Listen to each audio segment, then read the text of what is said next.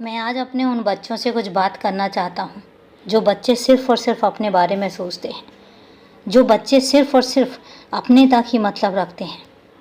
कई बार स्वार्थ में आकर, कई बार सिर्फ अपने बारे में सोचकर मेरे बच्चे और मेरे कुछ ऐसे बच्चे ऐसा कुछ कदम उठा लेते हैं जो बाद में उनके लिए दुखदाई होता है, जो बाद में उनके लिए बहुत कष्टदायक होता है। उनको ये नहीं समझ में आता है कि वो सिर्फ अपने बारे में सोचकर कितना गलत कदम उठाने जा रहे हैं। मैं उन बच्चों से कहना चाहता हूँ कि अपनी खुशियों के बारे में, अपने बारे में सोचना गलत नहीं है, सोचना भी चाहिए, लेकिन सिर्फ और सिर्फ अपने बारे में सोचना ये कहीं ना कहीं हानिकारक भी साबित होता है। क्योंकि एक बात कहता हूँ, हमेशा सिर्फ अपने बारे में सोचते रहना।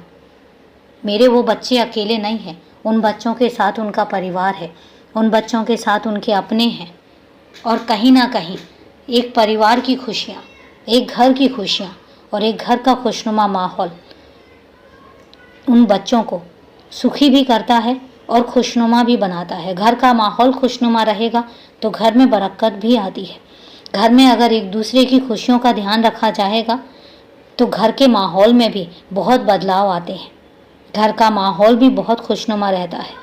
यही वजह है कि मैं अपने बच्चों से कहता हूँ कि अपने बारे में सोचो, गलत नहीं है, लेकिन अपने अलावा बाकी अपने घर परिवार के बारे में, घर के लोगों के बारे में, अपने दोस्तों के बारे में, वो ख़ास दोस्त जो हर गलत टाइम पर, जो हर तकलीफ़ में तुम्हारे साथ खड़े होते हैं, उन लोगों के बारे में सोचना तुम्हारा पहला फ़र्ज़ बनता है।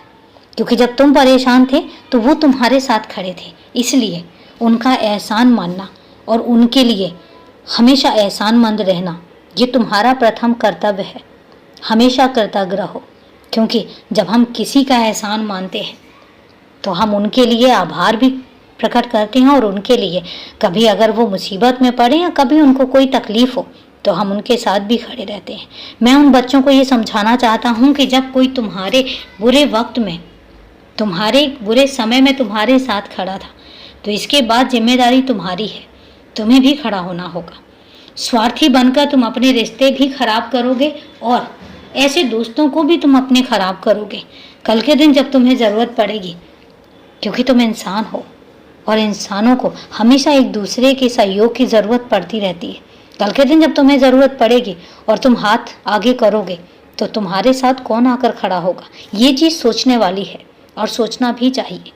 इसलिए मैं कहता हूँ कि सिर्फ अपने बारे में सोचना हमेशा गलत होता है, और इतना गलत होता है कि अंत में वो दुखदाई भी साबित होता है। इसलिए मैं उन बच्चों से कहना चाहता हूँ कि अपने अलावा अपनों का ध्यान रखना प्रथम कर्तव्य भी बनता है। खुश रहो, हमेशा खुश रहो, और अपने अलावा अपनों का भी ध्यान रखो।